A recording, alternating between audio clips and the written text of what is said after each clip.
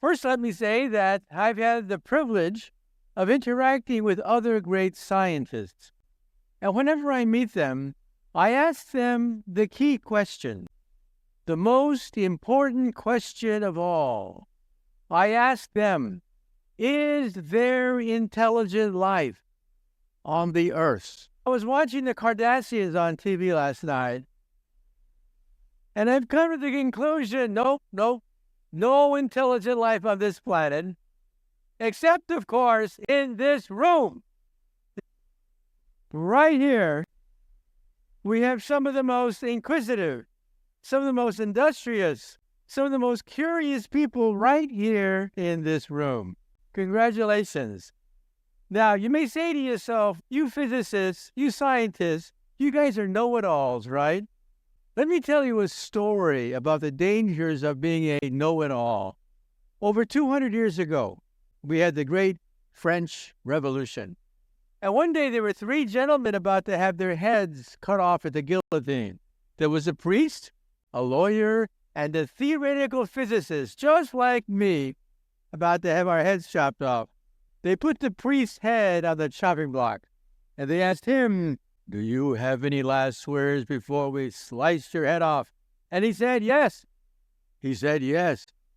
He said, God from above shall certainly set me free. They raised the blade. The blade came down, swish, and stopped right before it hit the neck of the priest. The crowd gasped. They'd never seen this before. And they said, let the priest go. God has spoken today. Now let's see about the lawyer. Yes. They put the lawyer's head on the chopping block, and they asked him, do you have any last words? And he says, yes. Maybe the spirit of justice. Justice shall set me free. They raised the blade. The blade came down, swish, and stopped right before it hit the neck of the lawyer. This time there was dancing in the streets of Paris. People were saying, today, God has spoken. The spirit of justice has spoken. Let there be a holiday today. And now let's see about that theoretical physicist. They put the physicist's head on the chopping block, and they asked him, do you have any last words? And he said, I got some last words. And he said, I don't know too much about God, or even less about the law. But I do know one thing. If you look up, you'll see that the rope is stuck on the pulley. And then he said, if you remove the rope, the blade should come down real good. Big mistake. Big mistake. It just goes to show you that sometimes we physicists have to know when to keep our mouths shut. Nonetheless, today, I'm going to talk about the future of the economy, medicine, through a new generation of computers called quantum computers. First of all, these are some of the books that I've written in the past. In Physics of the Impossible, I talk about space warps, time travel, ray guns, wormholes. In Physics of the Future, I talk about space travel. Is it possible to go and reach the stars? In the future of the mind, I talk about the fact that we physicists can analyze blood flow using MRI scans. Blood flow in the living brain, and we can now see thoughts as they are formulated in the brain. Let me tell you a quick story.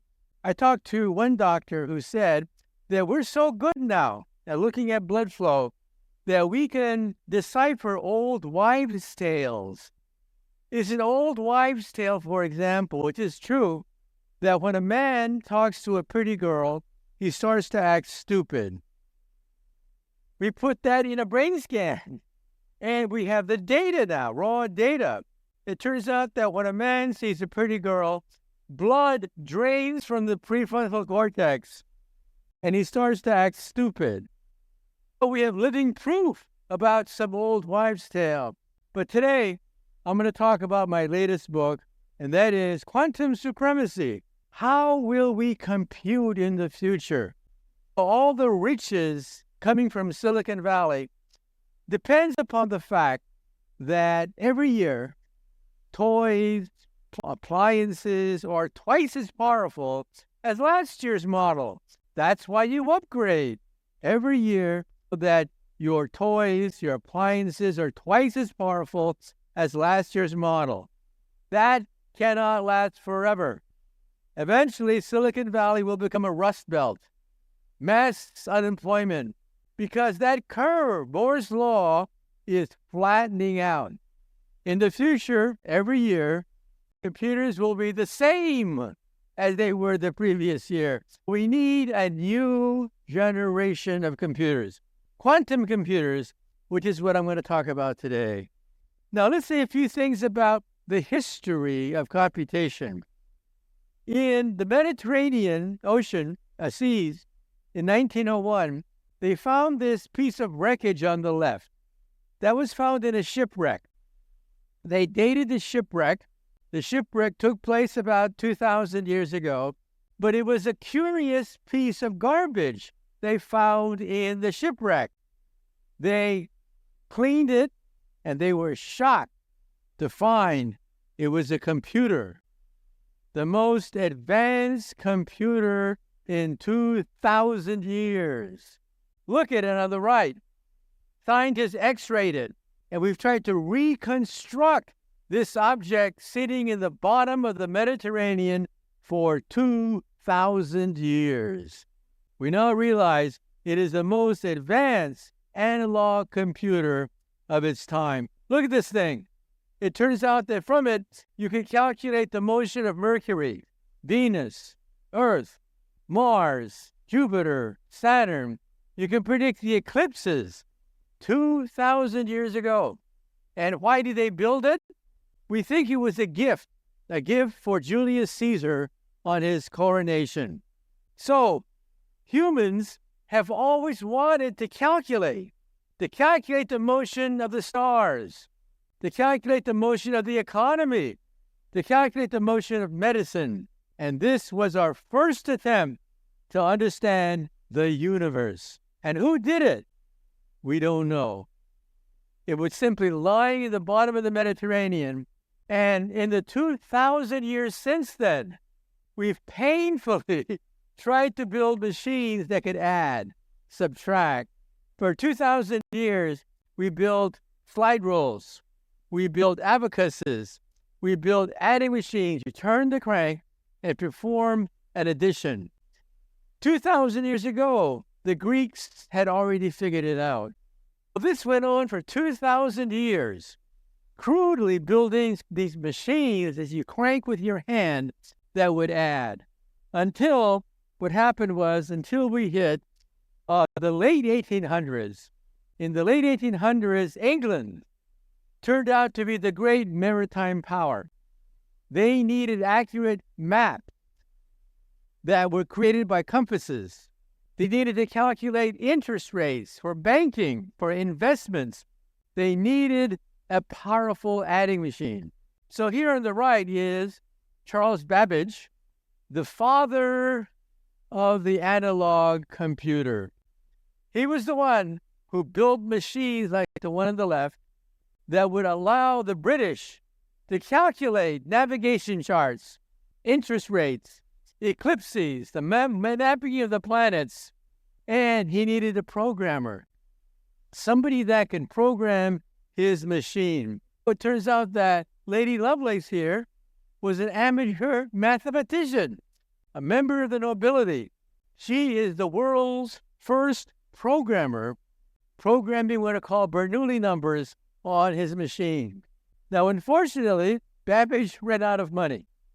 100 years later, at the British Museum of Science, they recreated the full machine that Babbage did not have the money to finish.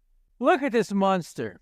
You turn the crank, and it calculates interest rates, the motion of the moon, the eclipses. This is the pinnacle of research in what are called analog computers. Well, this went along until we hit World War II. In World War II, we were shocked to find that the Nazis were using this device captured by the Allies. to communicate with the far-flung German Empire. It was called Enigma, the most advanced coding machine of its time. And we had to break the code, or else we would lose World War II. It was given to this man to set up a group to figure out how to crack the German Enigma code. His group was successful. Historians have said that because of Alan Turing, World War II ended in 1945 rather than 1947. He ended the war 2 years earlier because they were able to read the instructions from Berlin to the far-flung Nazi Empire and anticipate where the Germans would attack. And after the war, you figured that he would be considered a hero. You think that there would be statues for him, biographies and movies about him. Nope. After the war, the British kept his work totally secret. No one knew that this man had helped to win World War II 2 years early. And then what happened was, it's a very sad story. Somebody burglarized Alan Turing's house years later. The police came to investigate the burglary, and by accident, they found out he was gay. It turns out that to be gay was to be illegal. It was illegal in England to be gay. They gave him hormone treatments. He grew breasts. He got depressed, and he committed suicide. What happened was he took an apple, laced it with poisonous cyanide, ate the apple, and died. That apple, we think, we're not sure, but that apple is the symbol of Apple computers. The symbol of Apple computers is an apple with a bite taken out in memory of the work of Alan Turing. Years later, on the left, a Hollywood movie was finally made about this gentleman. Think about it. Here's the man, the father of artificial intelligence, the father of the modern electronic computer. Look at what he constructed. This is called a Turing machine. It is the essence of computation. Alan Turing was a mathematician. He created the mathematics of computers. This is called digital on the upper right, zeros and ones. That's how you calculate digitally. He will see that this is the essence of digital calculations. And from that, he built a Turing machine. This is the machine that helped to win World War II. In other words, why am I speaking to you today in English rather than German? The Germans were ahead of us in so many areas, but we knew ahead of time where the Germans were going to attack. We were reading Hitler's memos every day. That is the power of Alan Turing's work. He built the machines that helped to win World War II.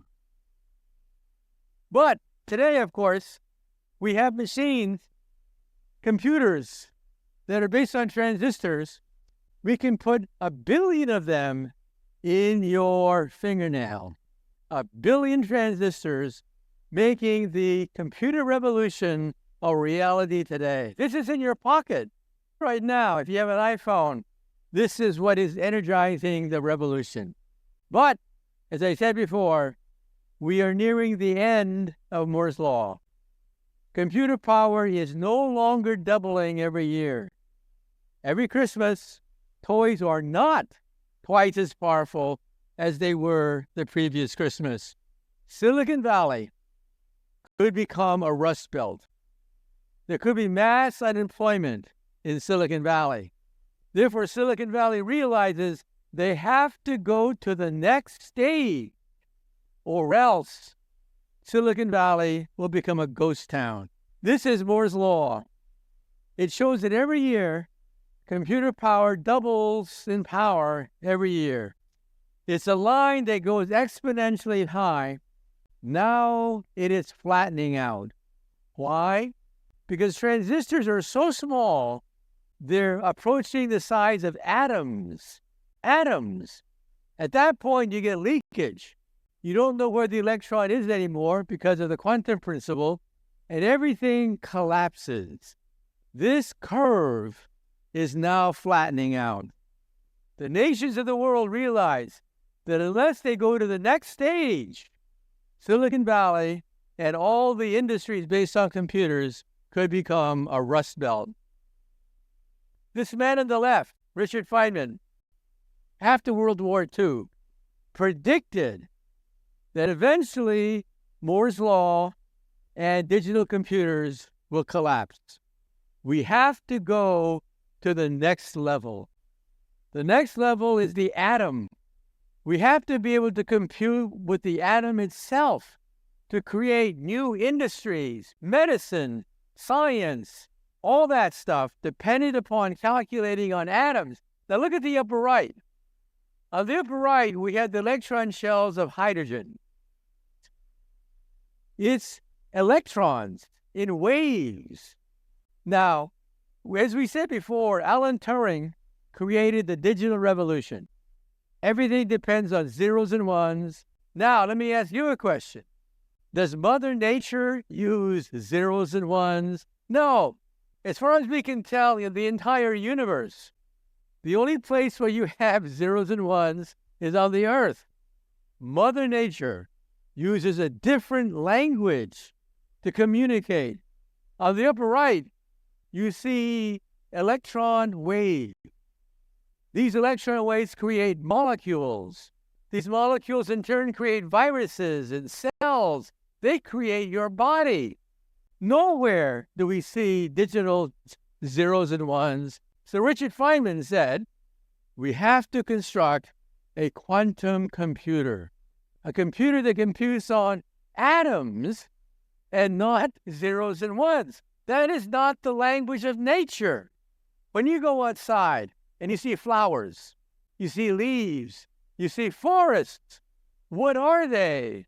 They're quantum computers.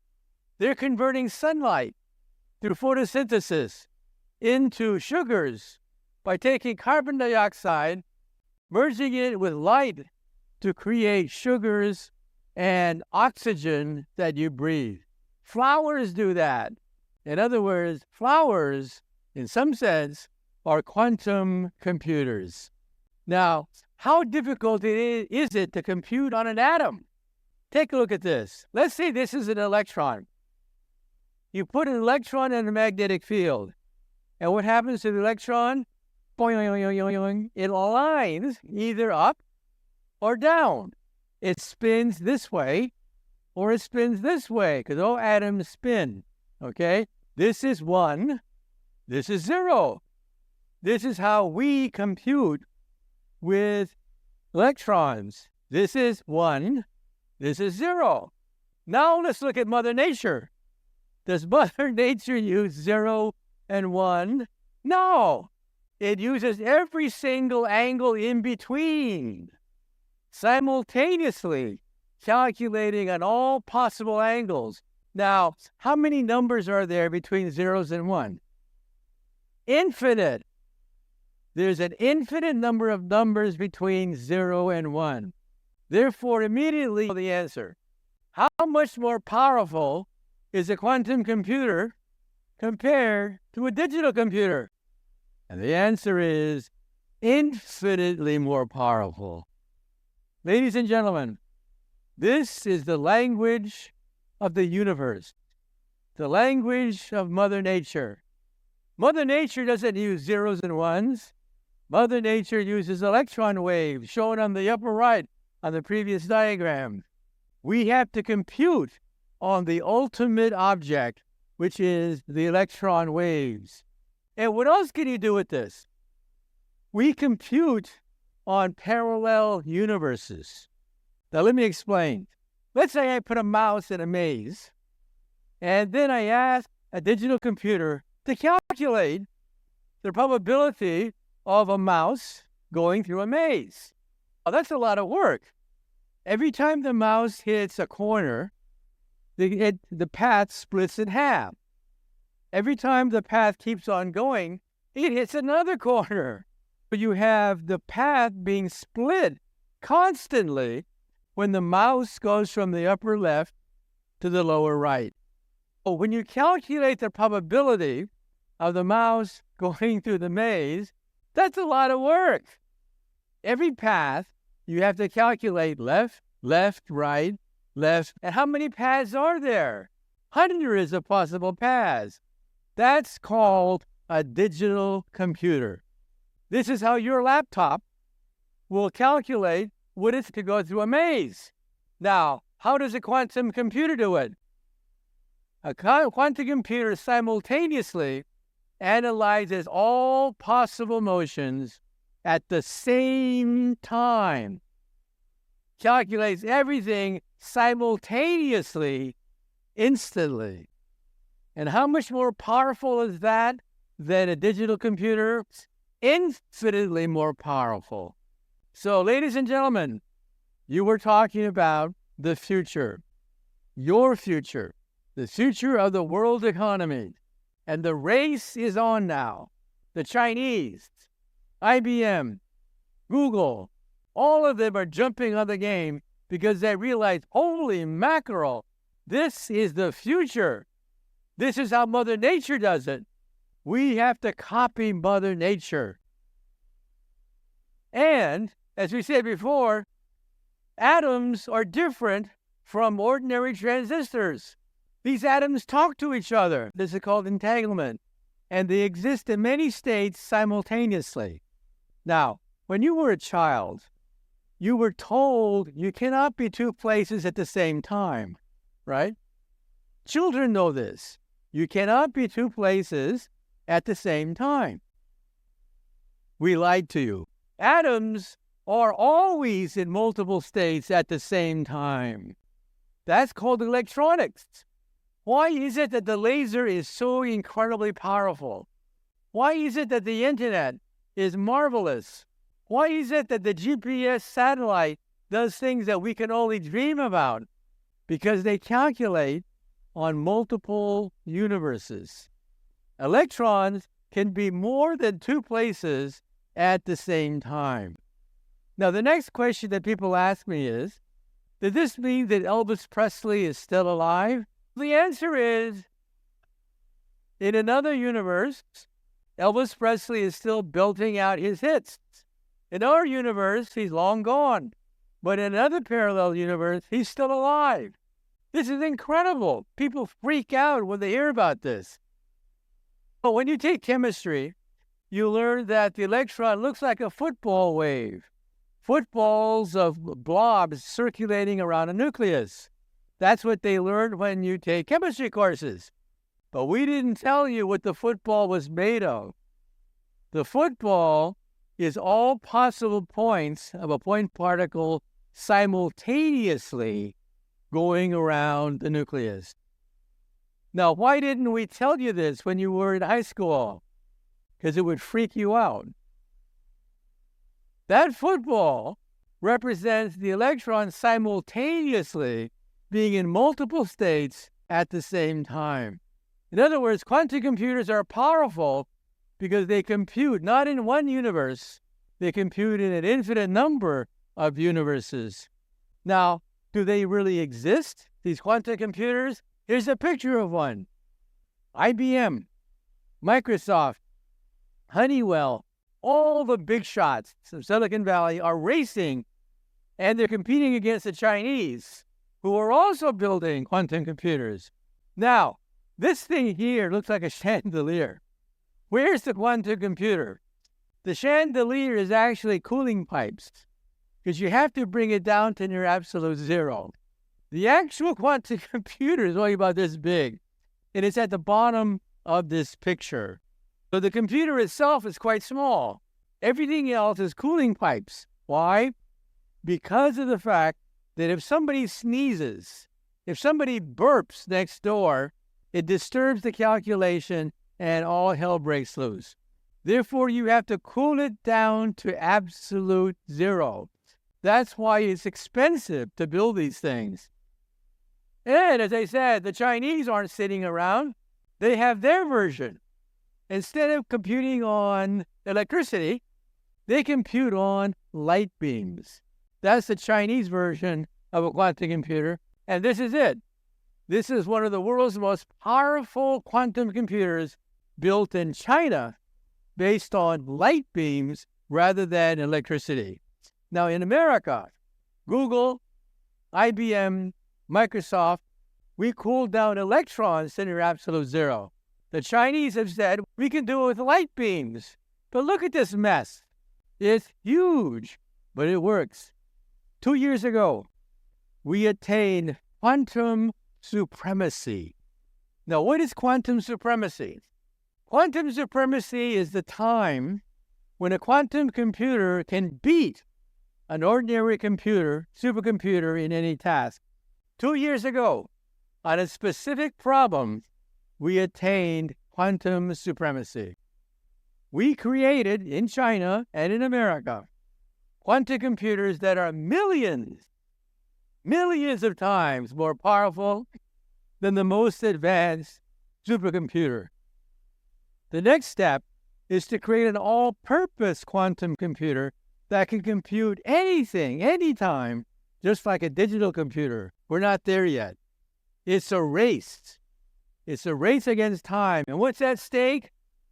The world economy. The nation that attains quantum supremacy for ordinary tasks, like interest rates and calculating investments and business activity, the nation that attains that quantum supremacy will dominate the world economy. That's what's at stake. And how will you talk to a quantum computer? The quantum computer is going to be in the cloud. It's too big. It's too bulky. You've seen how big they are. It's going to be in the cloud. How will you communicate with it? Through your wristwatch and your contact lens. Your contact lens will be connected to the internet. You will blink and you will be online. And who were the first people to buy internet contact lenses? College students studying for final examinations. College students will blink and see the answers to all my exams right there in their contact lens. These contact lenses will also recognize people's faces, and you always know who you're looking at.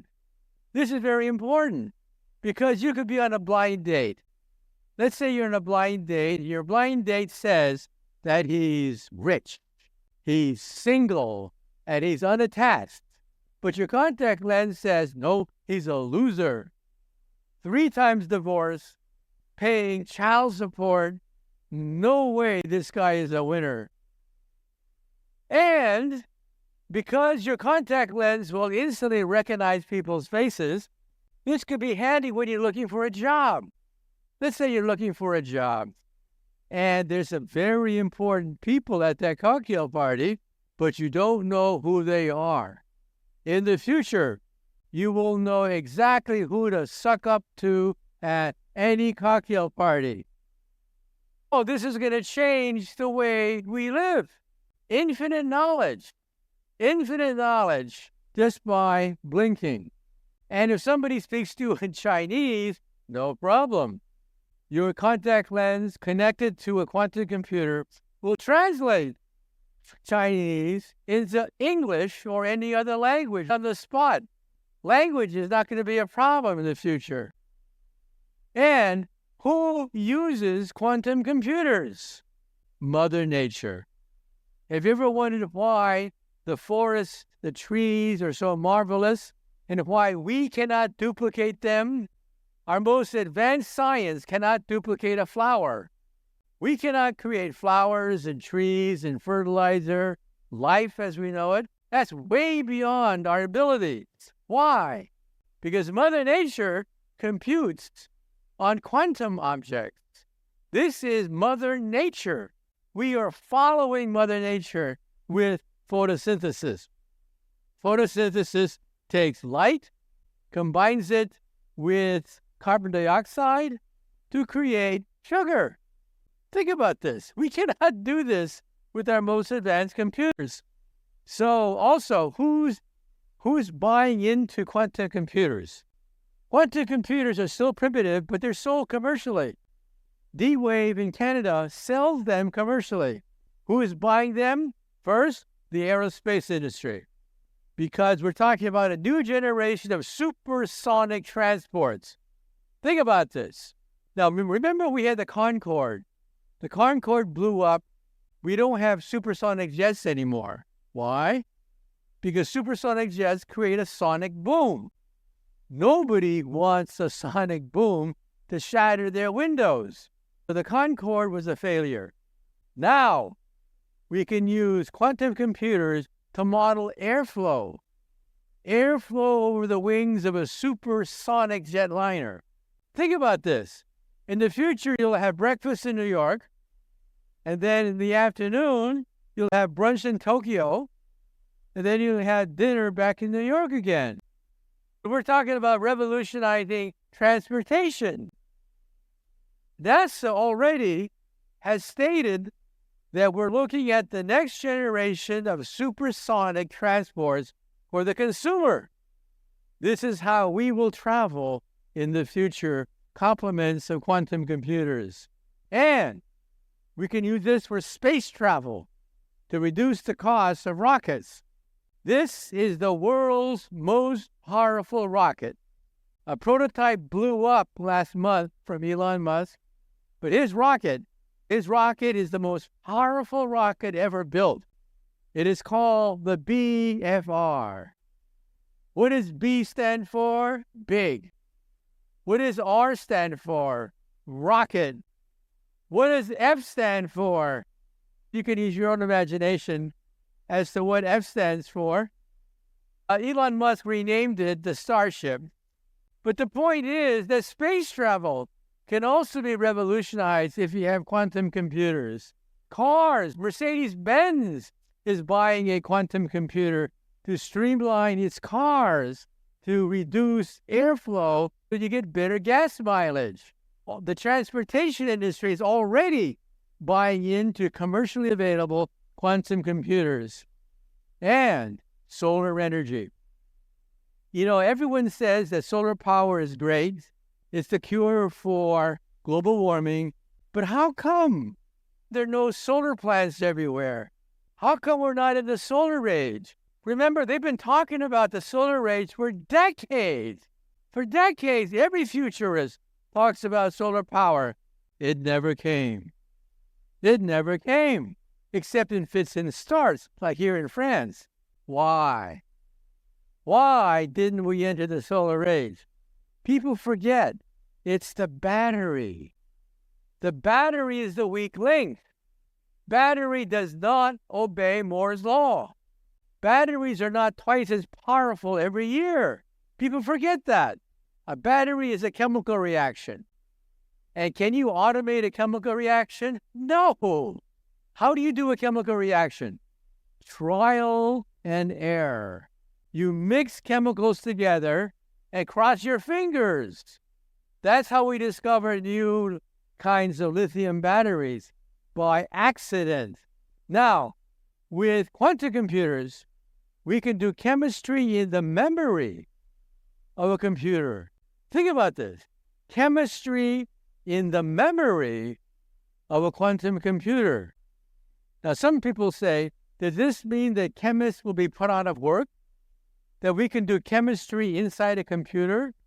It means that chemists who do not use quantum computers will be unemployed.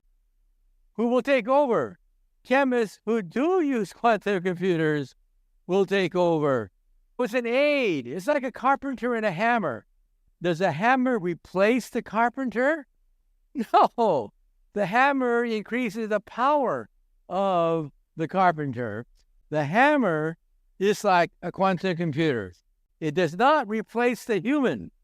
It simply increases the power of the human. And fertilizer. You realize that around 1900, chemists worked out the first green revolution, artificial fertilizer.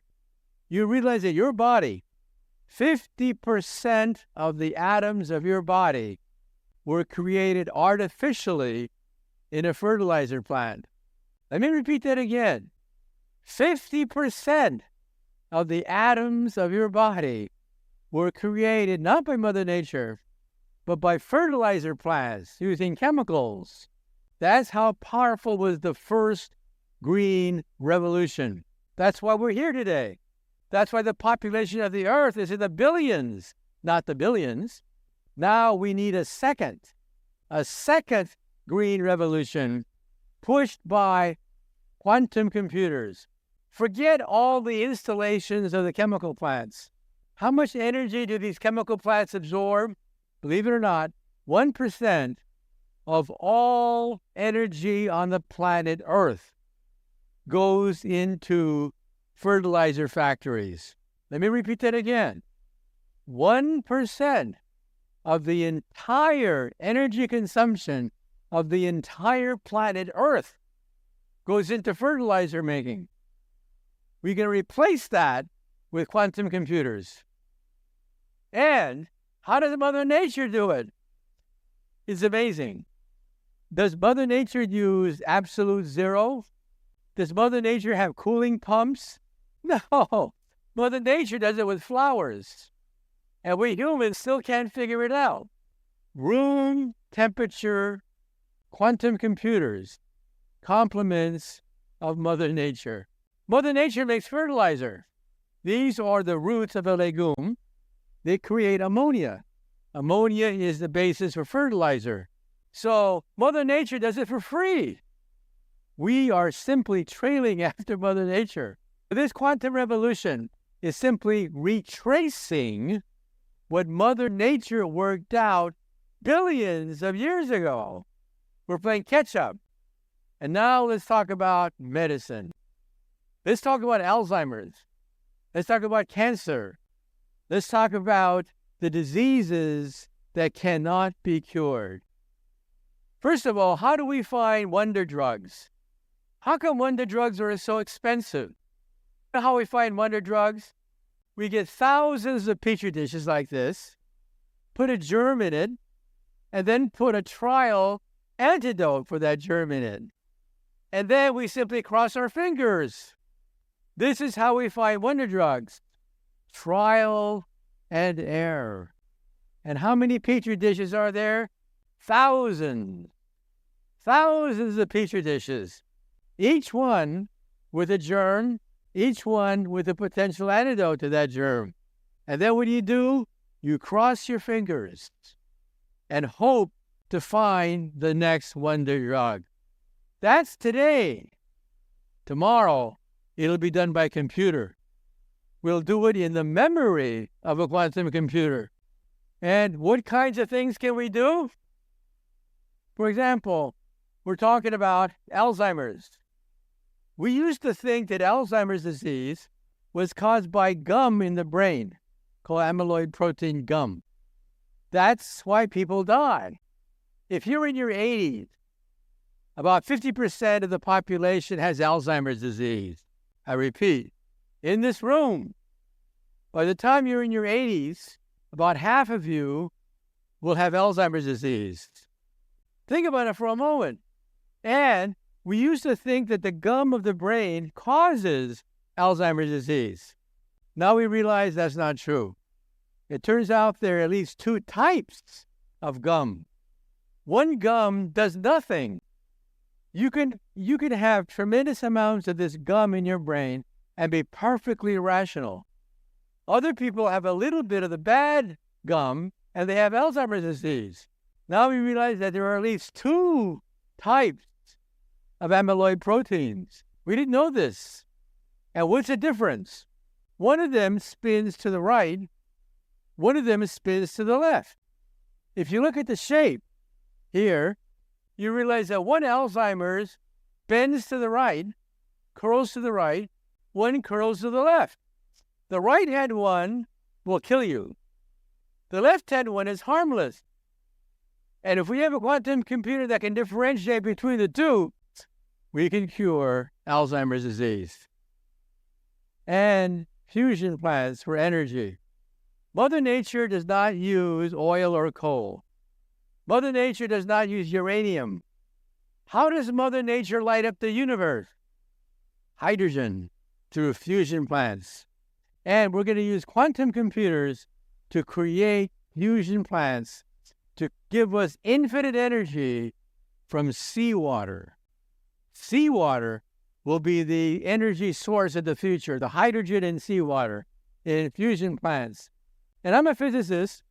We're going to be interested in this because the Big Bang, the creation of the universe, the secrets of Genesis will be revealed in a quantum computer. This is the Large Hadron Collider outside Geneva, Switzerland. It is so big, that circle you see, you could put the city of Geneva inside that ring. That's how big this ring is. That's the world's biggest atom smasher. And with it, we're going to recreate a piece of the Big Bang, shown here. And maybe cure the aging process. Why do we have to get old? Why do we have to die? Is there a law of physics that says that we have to die? There is a second law of thermodynamics. The second law of thermodynamics says, in a closed system, everything will rust, decay, fall apart, and eventually die.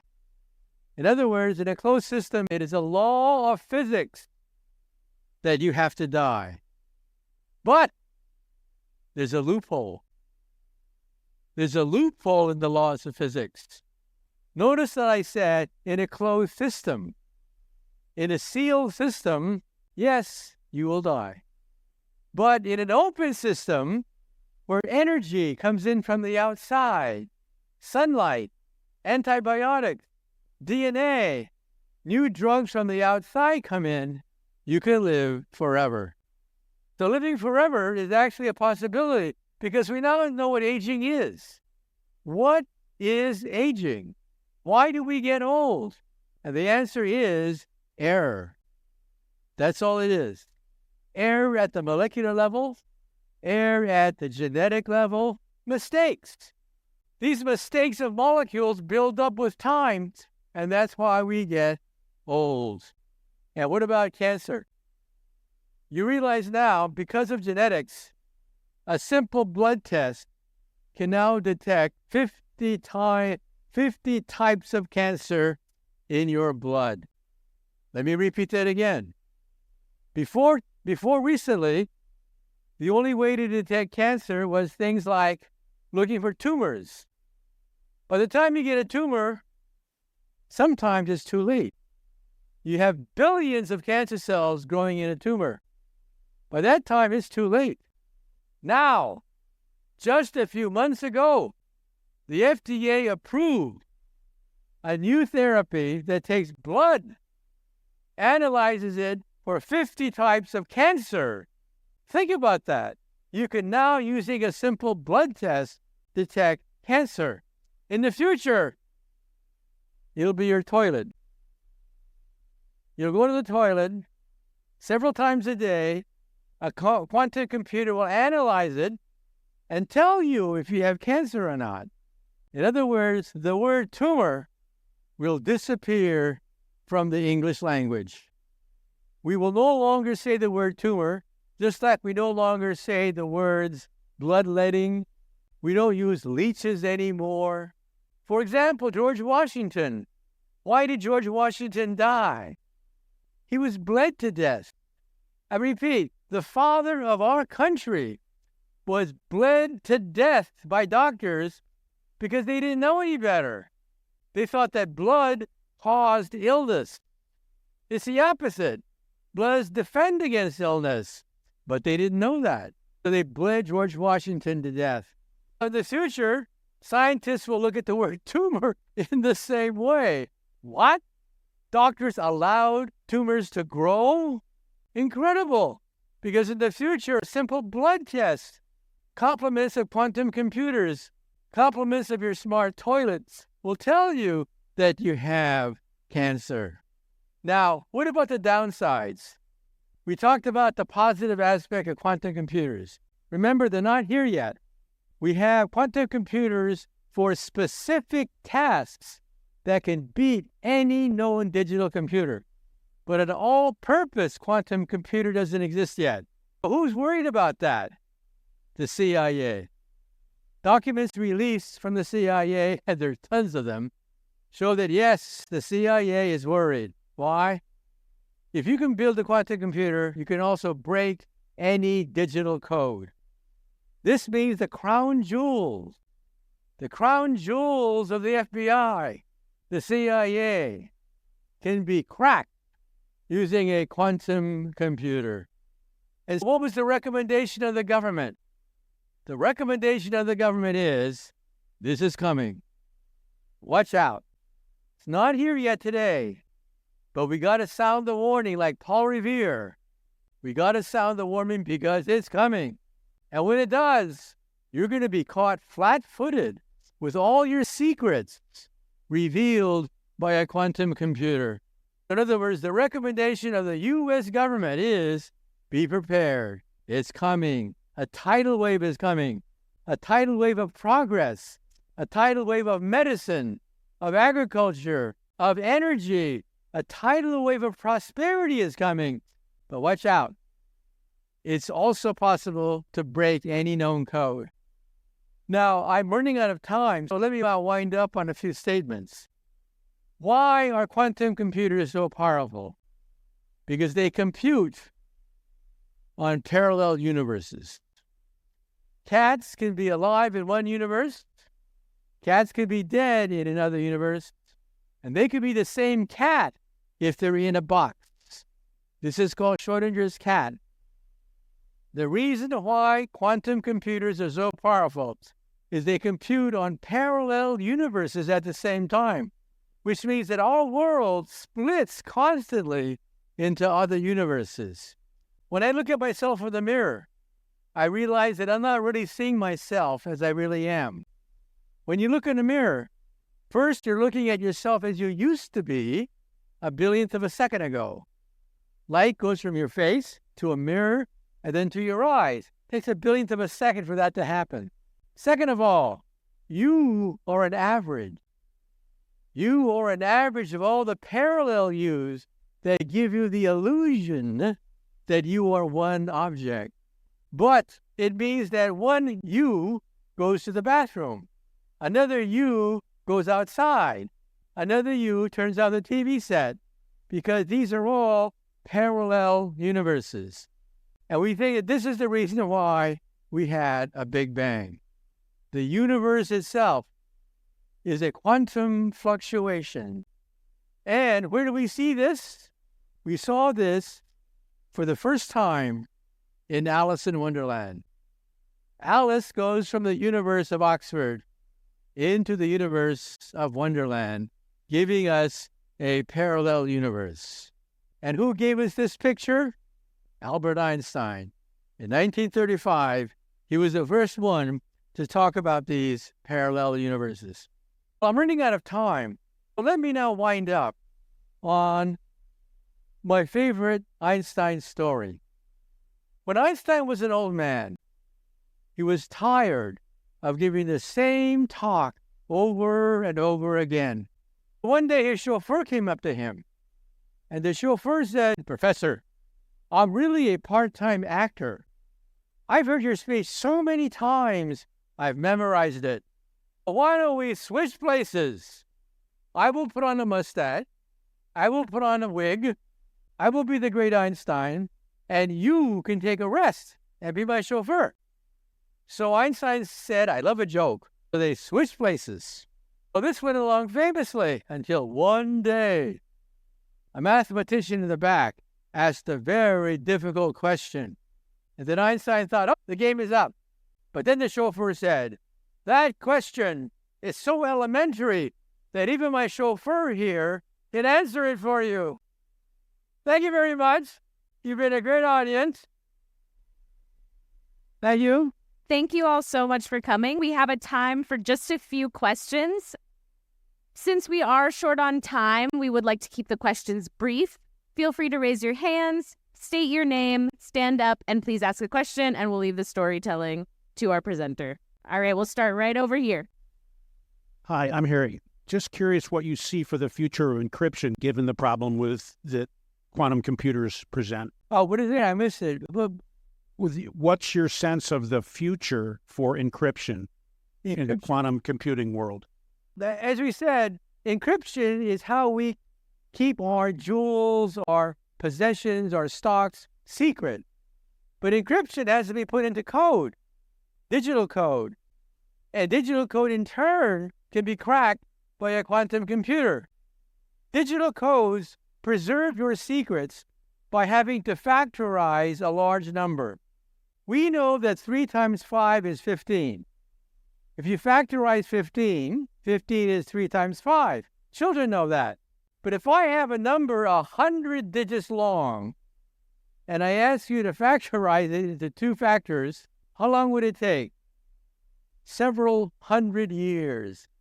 So we used to think that was unbreakable, that if I have a number long enough, it would take you days, hours, months, years to crack that code by factorizing it into the product of 2 smaller numbers. Nope. Now we realize that encryption can be broken. Also, cryptocurrencies. People who invest in cryptocurrencies think that it's safe. No, quantum computers can also crack cryptocurrency. The only way to protect yourself is to create a parallel internet based on laser beams. Lasers are polarized. Remember, you buy sunglasses, right? Sunglasses are polarized. What does that mean?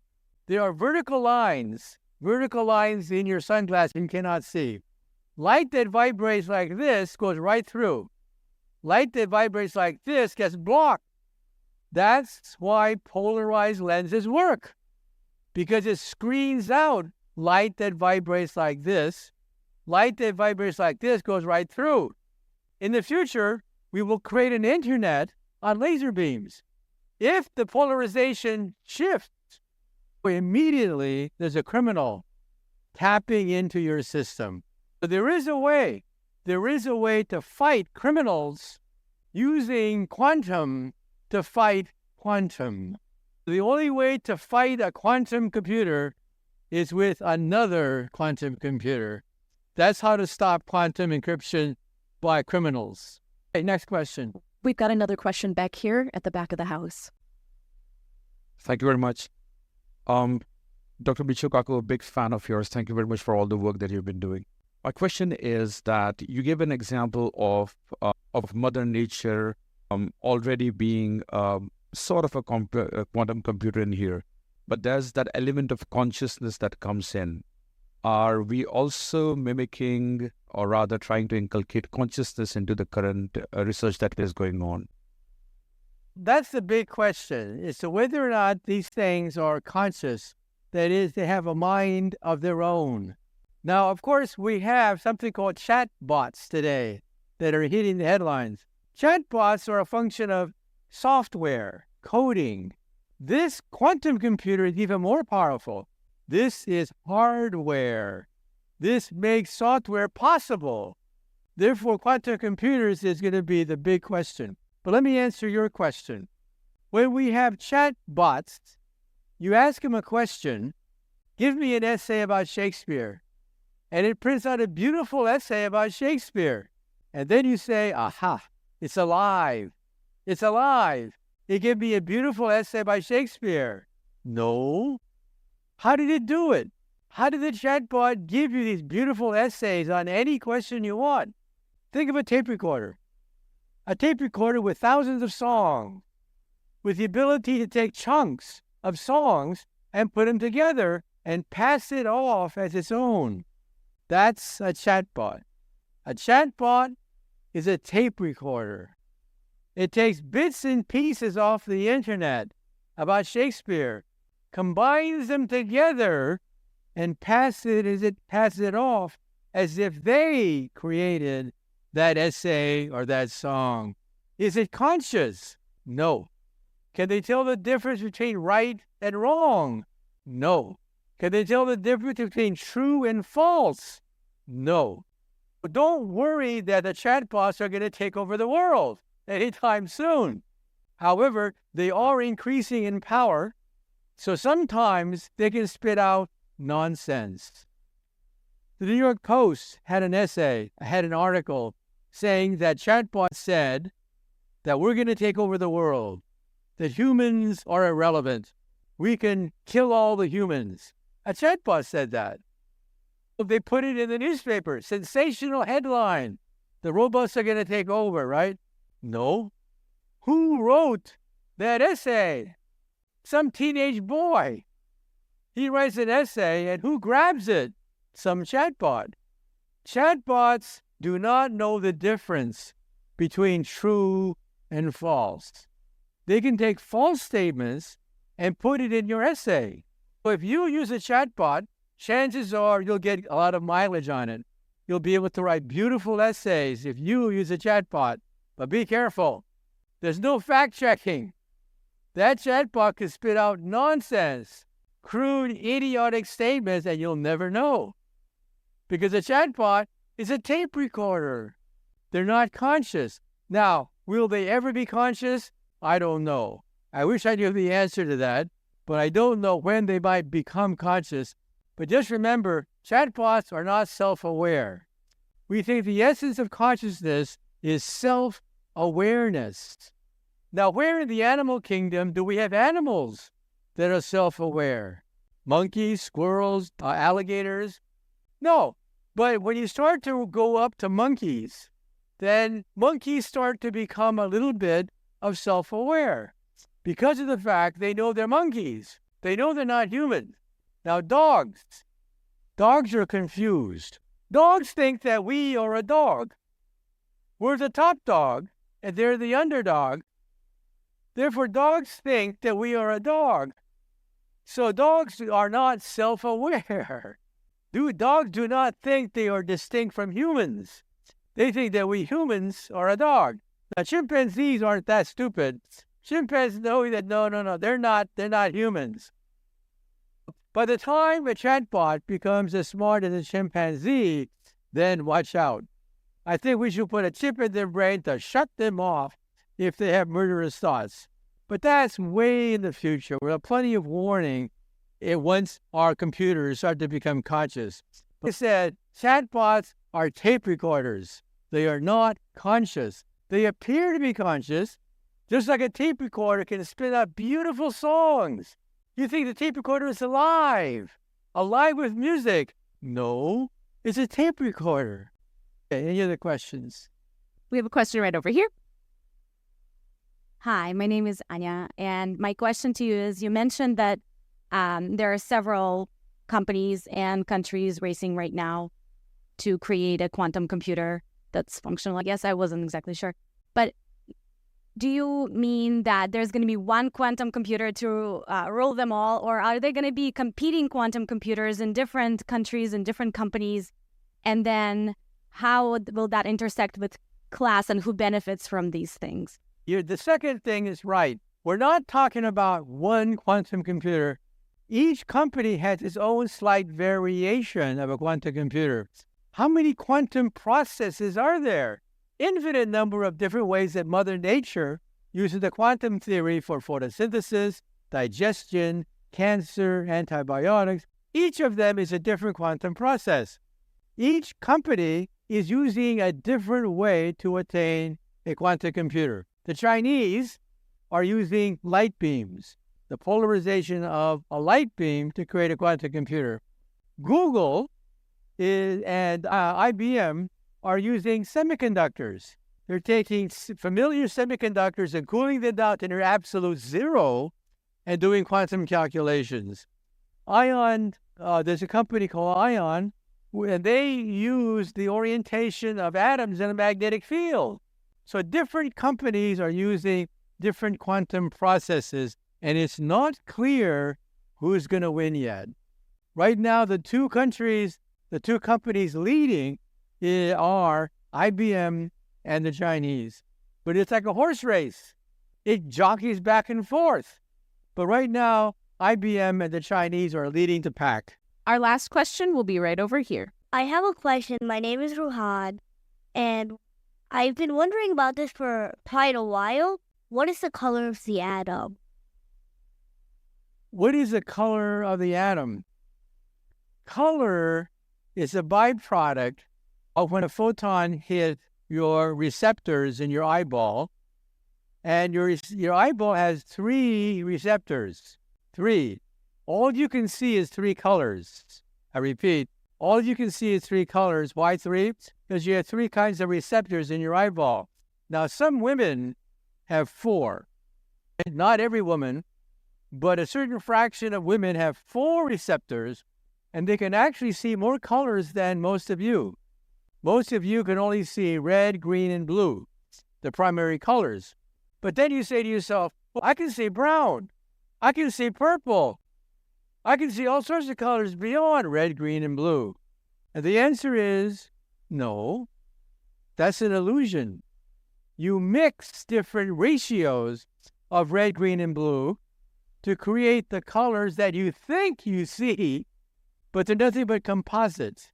So colors are nothing but excitations of the nerves in your retina, and you have 3 kinds of nerves that fire, and that's why you see 3 colors. And all the colors that you're familiar with are composites of these colors, unless, of course, you're a woman who has 4 of them, in which case you could actually see more colors than most humans. Any other questions? We have time for just one more. One more question. Hi, can you ever foresee the time when a quantum computer would be the same as our watch today or our cell phones, the size of that? What was the question again? Can you envision a time when a quantum computer would be the size of your watch or your cell phone? Is it possible that a quantum computer today, in the future, could be as familiar as a wristwatch? And the answer is yes. Look at Mother Nature. Mother Nature has quantum computers at room temperature. Think about that. We have to cool them down to near absolute zero. Mother Nature does that at room temperature. The leaves, the forest, the flowers, the fertilizer, they're all at room temperature. We haven't mastered that yet. And our quantum computers are huge. Vats of liquid helium. However, Mother Nature can do it on a leaf. We have still a long ways to go, but we see what's possible. Mother Nature has given us a clue as to what's possible. Room temperature superconductors the size of a leaf. That's the future. We're not there yet. I think that was the last question. Thank you very much. Thank you so much, everybody. I will be signing books.